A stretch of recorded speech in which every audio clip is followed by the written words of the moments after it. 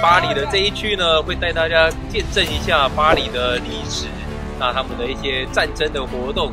那在我身後方這邊呢是傷兵院，偉大的拿破崙國王他的墳墓就也是在這個裡面的。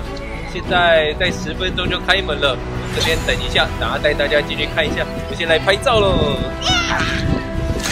傷兵院呢，它最早期是由路易14的時候所下令建設的。早期這一片整個都是一大片的軍營，有收留一些老兵啊、傷兵啊。那在這邊也是一個很大的醫療院所。就算是現在呢，它還是有執行它的醫療的作用。首先呢，最前方的這一間，這裡就是拿破崙之墓了。你走進來的這個呢，這個就是拿破崙皇帝的陵墓了。那原本不是在這邊的，是後來把他的遺體送回法國之後，然後就把它移送到傷兵院這邊。我們現在已經走下來拿破崙陵墓的地下室這邊了，沒想到可以這麼近距離的看得到他的墳墓，那就是這樣開放着給大家觀摩的。然後呢，走到後面，那邊還有一處是有拿破崙的雕像。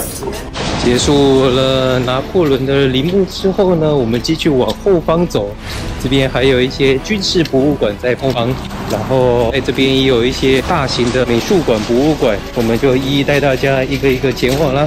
陵墓的後方這邊就是軍事博物館，這邊放了法國1戰、2戰的重要的一些武器。哇，這樣一整排的炮，很少看到像這樣的場景。在後方的軍事博物館這邊呢，它有存放了一些當時的盔甲啊、鎧甲，還有貴族的服飾。哇，這個鎧甲上面呢，就有很濃密的雕刻，還有一些小天使在上面，應該是小朋友的童子軍吧。哇，還有像這樣的長槍。那我們來到這邊呢，是戴高樂紀念館。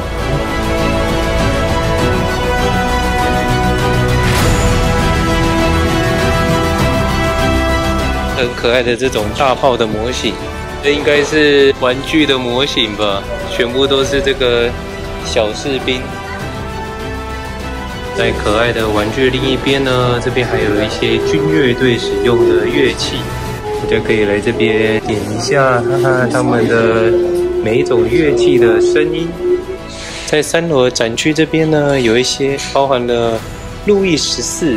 一直到拿破崙3世的一些展覽，一些武裝的用品啊，還是皇室的東西。哇，看一下這那麼大的一把槍，這應該是要2、3個人才舉得動的。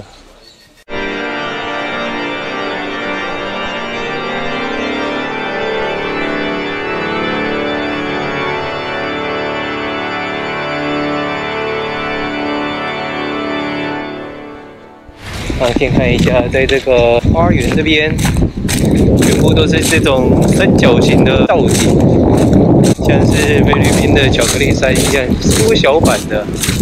我們現在再往下一個景點去逛嘍。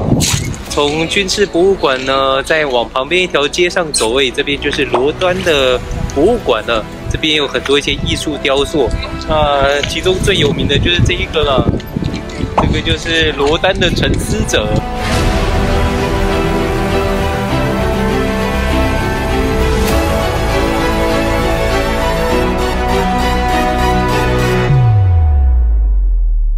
這些呢，全部都是羅丹生平的一些作品，全部都是跟雕塑有關係的。好，看一下這個眼睛表情的神韻，他的作品都是像是沉思者一樣。他那個是後來又幫他做的。小朋友可以來這邊自己做自己的雕像，然後放在旁邊做展覽。放這裡，你自己找一個地方放。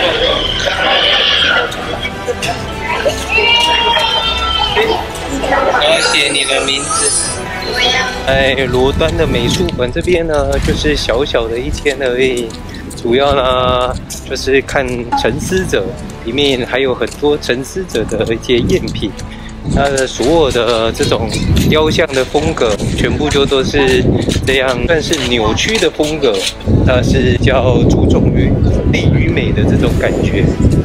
那我們結束了博物館，然後在結束之後，還可以讓小朋友自己做自己的一個雕塑。那我們結束了這邊之後呢，現在要前往最後一個景點了，就要回到巴黎鐵塔的方向嘍。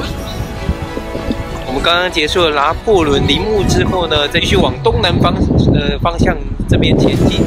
我們會看到一間圓頂的這種建設，那這個呢是先賢祠。對，那它這裡呢是就是紀念一些法國的偉大的人物的。我們先進去看一下裡面吧。這邊呢，早期是作為天主教的教堂之用的，一直到了法國大革命之後，改建為紀念偉人的紀念館。地下這邊呢，全部都是偉人的墓地的地方。這個地底下就像是一個迷宮一樣。先賢祠外觀酷似古羅馬的萬神殿，裡面卻安葬着法國最偉大的靈魂。伏爾泰、盧梭、雨果、左拉，還有居里夫人都長眠於此。